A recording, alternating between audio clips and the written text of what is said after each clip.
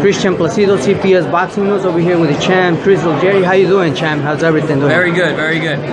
Let's talk about like some certain fights. Actually, one of the fights that I would like to talk about is like Triple G and CANELO. Yep. Who do you see that it was a winner on that night? I had Triple G winning that fight. I thought that he was the ring general that night. He kind of controlled where the fight happened. Neither man really hurt each other. They landed some great shots. CANELO has some great combination punching. But at the end of the day, I felt that Triple G was in control, and especially later in the fight, he looked like he was in even more control. And I think that he should have got the decision that night. Let's talk about, like, they say that something about like mandatory, the WBC, yeah, they won that fight, right, quickly. So do you think that CANELO is willing to do that fight, or he's gonna wait until like May, something like that, around that? I think so. You know, honestly though, people got to understand that it's not always about what the fighter wants. CANELO's he's a warrior.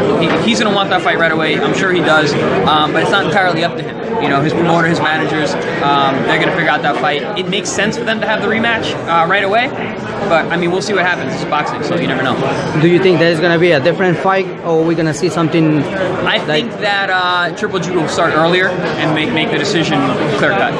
Yeah, definitely. We're gonna see Triple G probably, you know, apply a different game plan, because I think he'll just start faster. You know, he'll get out there. He showed a great jab that night, but he really couldn't land a lot of other punches. CANELO showed incredible defense, but it's just, I think the pressure from Triple G was wearing on CANELO as the fight went on. Let's talk about one of the fights that it was gonna be Wilder against Ortiz. Yeah. Unfortunately, you know, Ortiz got pulled off from that fight. Yep.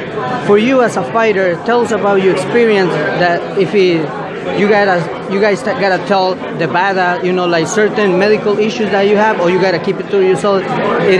Do you think it is important to tell them, or you just gotta stay quiet and? You know, I think it's important to tell the promotion what's going on, you know, with your health and whatnot. But I understand why fighters might not, because they're afraid that the fight would get pulled off or get canceled, pulled you off the card, which is exactly what happened. You know, you gotta understand, this is our livelihood. We fighters, we put our lives on the line to do what we do. Of course. So if there's underlying health conditions that might keep us from fighting, we might keep that away from the public eye, just so we can get the fight. So I understand from a fighter's standpoint, you know, why Ortiz wanted the fight. But it's a real shame that fight's not happening. I think that was going to be a great one. Let's talk about this fight that is right now is going to happen. Yep. Jacobs against this other fighter. Who you got as a winner? Or how do you see that fight is going to go? Yeah, I know Luis Arias very well. I've worked with him down in South Florida with John David Jackson, and down in Florida. You know, he's a great guy, great competitor. He's going to train really hard. It's a great opportunity for him. I'm with Team Jacobs, of course, though. So you know, we're just going to get our guys ready as possible. I think it's going to be an exciting fight. It's really great that it's going to be on HBO and at the Nassau Coliseum on Long Island, my home, away from home. So I think it's going to be a great night. Definitely, that's going to be awesome. Actually, there's also an upcoming fight that is going to be on October 14, Leo Santa Cruz. Yep. Again, okay. Yeah. Chris, all right. Okay. So, yeah, I mean, I really like Leo Santa Cruz. I like him, one, because he's a long guy, but he throws a lot of punches too, and he's just busy. He's like a whirlwind, that guy. So he's always in exciting fights. So you know it's going to be a good fight. Definitely, that's going to be one of those fights. Excitement fight. You know, excitement fight that, you know, definitely you're going to give it to people or the fans what they want to see. I think Leo Santa Cruz, whenever he fights, is going to be an exciting fight. So he's always going to give the fans what they want.